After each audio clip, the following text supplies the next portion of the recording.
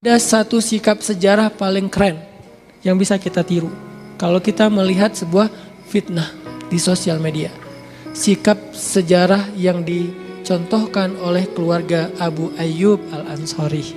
Sahabat Nabi Ansor, orang-orang Ansor yang pertama masuk Islam. Yang rumahnya dipakai untuk membangun Masjid Nabawi. Abu Ayyub Al-Ansari. Ketika terjadi fitnah tentang Aisyah dan Sofwan itu selingkuh, Abu Ayyub pulang ke rumah lalu bertanya kepada istrinya, "Mah," di bahasa Indonesia, "udah dengar cerita tentang Aisyah?" "Oh ya udah, gak nyangka ya," kata Abu Ayyub. "Hah, maksud kamu? Ya kok bisa kayak gitu ya? Mungkin gitu Aisyah sama Sofwan selingkuh. Aku gak habis pikir dan kecewa banget," kata Abu Ayyub. Apa kata istrinya Abu Ayyub? "Wahai Abu Ayyub, gimana pendapat kamu kalau ada yang mengatakan saya selingkuh?" Abu Ayyub kaget. "Astagfirullahaladzim, gak mungkin kamu selingkuh. Kamu istri yang soleha, kamu istri yang menjaga kehormatan, kamu istri yang taat kepada Allah, takut kepada Allah. Dan kamu pasti cinta kan sama saya? Ya, mungkin gak saya selingkuh?" "Gak mungkin, gak mungkin." "Ma'azallah, enggak aja." Bahasa kita, enggak aja. Ya udah, gimana kalau ada berita yang mengatakan kamu selingkuh?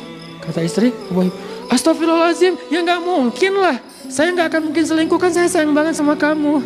Kata Abu Ayyub, "Saya takut sama Allah, saya emang gak mau melakukan dosa. Lebih baik saya sendiri daripada saya harus melakukan dosa-dosa yang Allah benci." Kata Abu Ayyub. Kemudian istri Abu Ayyub mengatakan, "Wahai Abu Ayyub, sesungguhnya Aisyah itu lebih solehah daripada saya.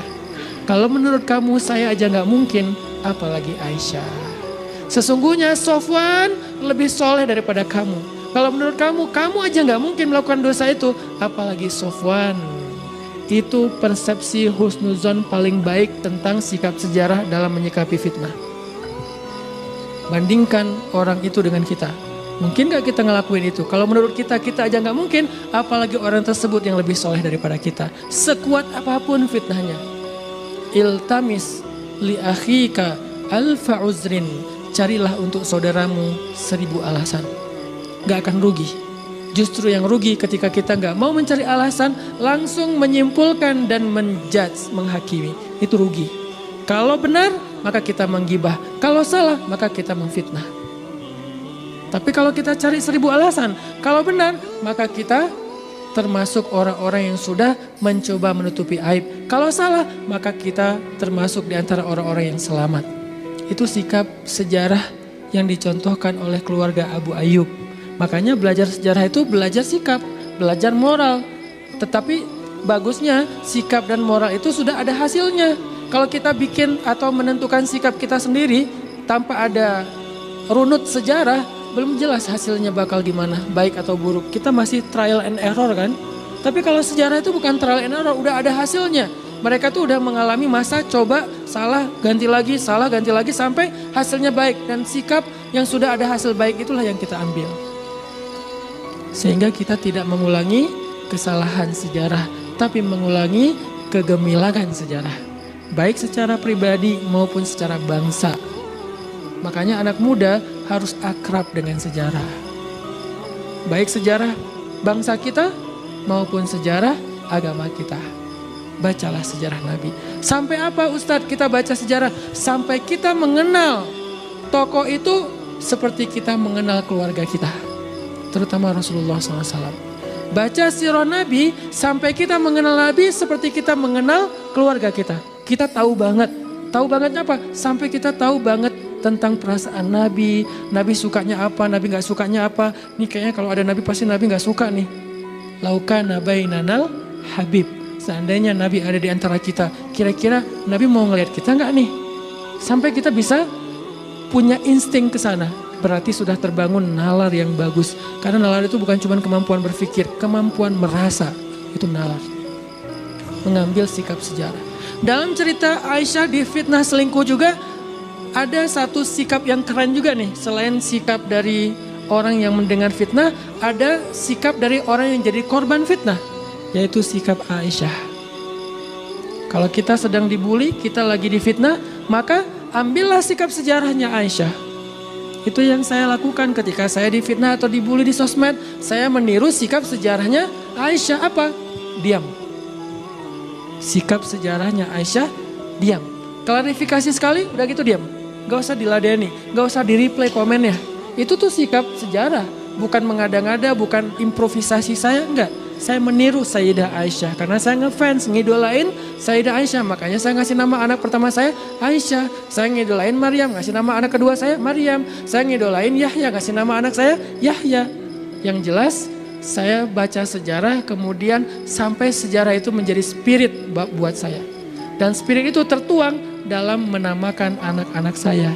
Mungkin namanya biasa, disebut nama pasaran. Tapi buat saya itu bukan pasaran karena tokohnya saya kenal. Buat saya bangga banget dengan nama Maryam.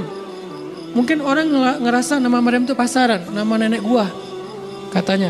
Tapi saya tahu siapa Maryam, makanya saya bangga dengan nama itu. Memanggil Maryam itu dengan pride.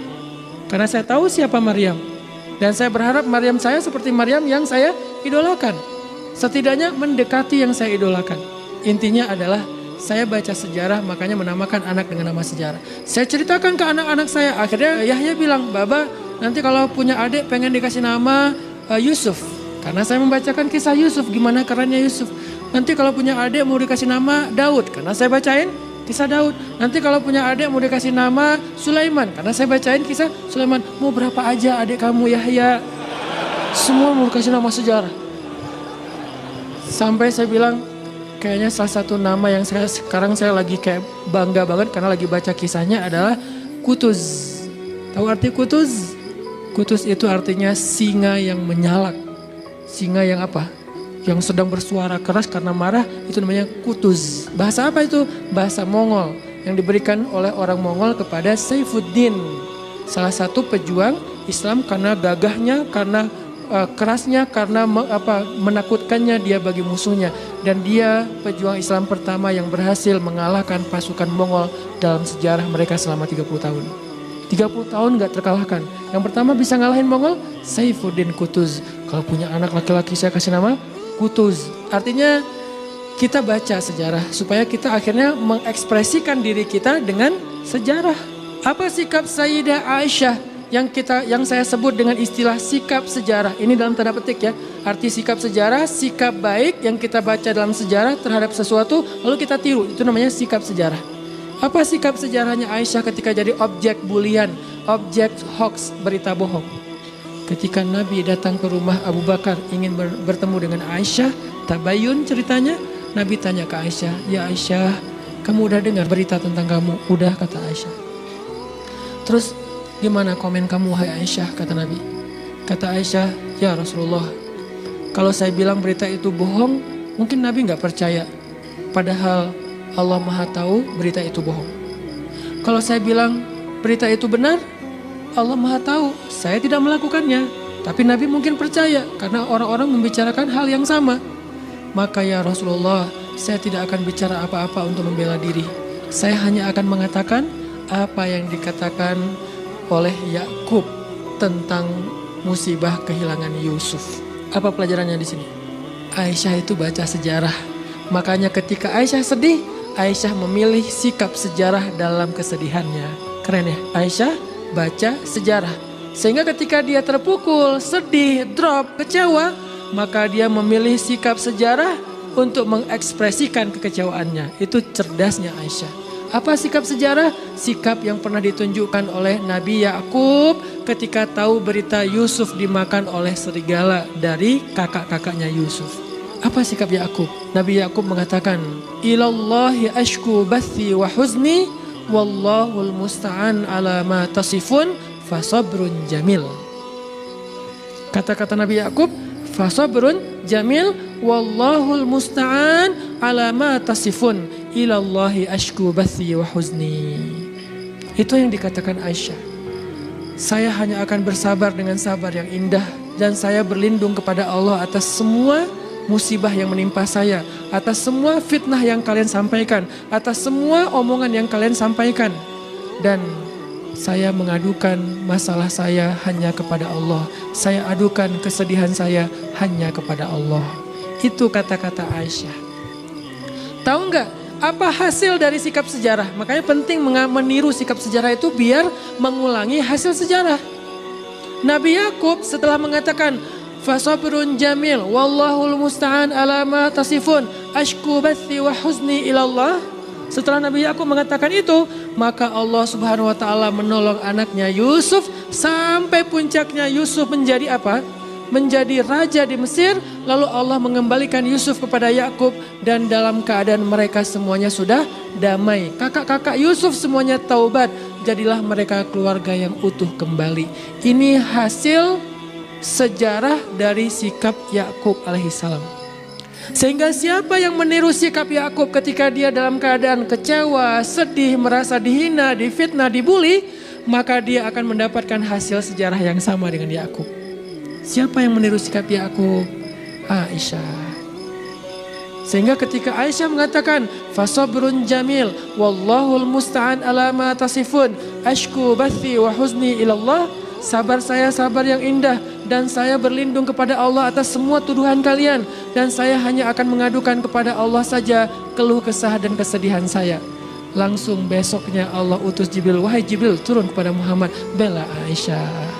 Sampaikan wahyuku kepada Muhammad. Diturunkanlah wahyu 1 halaman penuh surat An-Nur yang isinya adalah surat dari Allah yang isinya pembelaan untuk Aisyah dan Sofwan. Allah bela langsung dari langit Aisyah dan Sofwan. Kenapa? Karena Aisyah meniru sikap sejarahnya Yakub yang pernah dibela oleh Allah dengan sikap itu. Sehingga kita nggak salah mengambil sikap. Jangan sampai sikap sejarah yang kita ambil dalam banyak polemik yang terjadi di masyarakat, sikap sejarahnya Abu Lahab. Bahaya kan? Kamu meniru sejarah, iya sejarah siapa? Abu Lahab. Kan ngeri. Hasilnya apa? Tabbat yada abi lahabi wa tab. Celaka.